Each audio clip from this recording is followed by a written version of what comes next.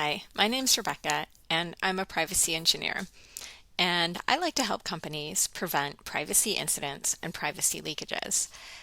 One thing I do is I look at privacy incidents that have happened in the public and I analyze them from an outsider perspective and tell you what went wrong. Why do I do this? So that you can take some lessons and apply them to your own company and make sure you're not going to end up with embarrassing mistakes that might harm the reputation of your company. So today I'm going to start with Slack. So you probably know Slack. It's kind of like a business chat messaging app, and if you use Slack at work, you've probably sent a lot of messages to colleagues about various things. So what's the problem?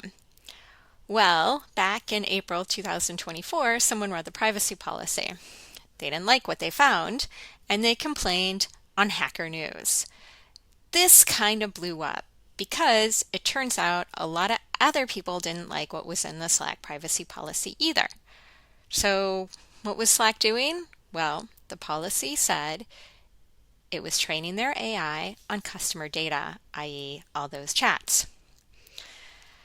So, this created some bad press for Slack, made it to some security and some other outlets, and basically people were complaining. Here's the headline: Slack scrapes customer data for AI model training. Um, yeah, and opt-in by default. So let's talk about that for a second. The opt-in by default means we're going to do it no matter what you say. We're going to do it unless you explicitly go through the trouble of opting out and telling us not to. So not only that, but the opt-out was hard. You couldn't do it yourself. You couldn't just do a little switch. You had to have an email from your Slack group manager. And so this came up as well with one of the Hacker News folks complaining, hey, they don't seem to make it easy. Definitely true. So how did Slack respond? Honestly, they were surprised because Slack thought they were doing the right things. Why did Slack think they were doing the right things? Because although Slack was adopting paid generative AI, such as, I actually don't know which models they were using, but let's imagine they were paying for ChatGPT or some other large models, and they weren't training those models on user data. They had their own custom built machine learning models, and they I think suggesting emojis, and they were training their emoji models on user data. And in fact, Slack had posted a few security blogs about this and how they were doing it and how they were thinking about it, and really making this distinction of we're not going to send your data to those these paid generative AI tools. The thing is, users care about their data, and they care about control over their data. So while Slack was making this big distinction because it mattered to them, their models versus models they were paying for, the users and what it said in the privacy policy was basically we're using your data on these models, and you don't really have a lot of control about it. So users weren't happy. So this is a common pattern. Their privacy policy explained what it could do.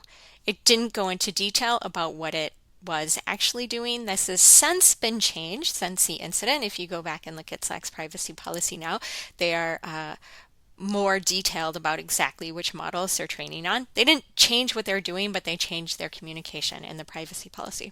So it's really common for privacy policies to sort of be like kitchen sink, all the things you are doing, all the things you might do, because it is a pain to later on go have to re-notify users that something changed. But in this case, the privacy policy was a little too broad and did not make users happy. So, to be clear, there are three main causes of this incident. So, opting out of training was hard. It was not usable. So, you do need to make opt out usable. If you have EU users in GDPR, you actually can't start with opt out, like you users have to opt in. Um, Slack also didn't really understand what users cared about. They had this distinction between which models as opposed to like their user data being used. And the privacy policy really used broad language that gave them permission to do more than Slack was actually doing. So, if your company has any of these three patterns, then you should probably think carefully about the associated risks and what are some ways to maintain your brand reputation and trust with your customers, and maybe what can you do to make this a little bit better for privacy.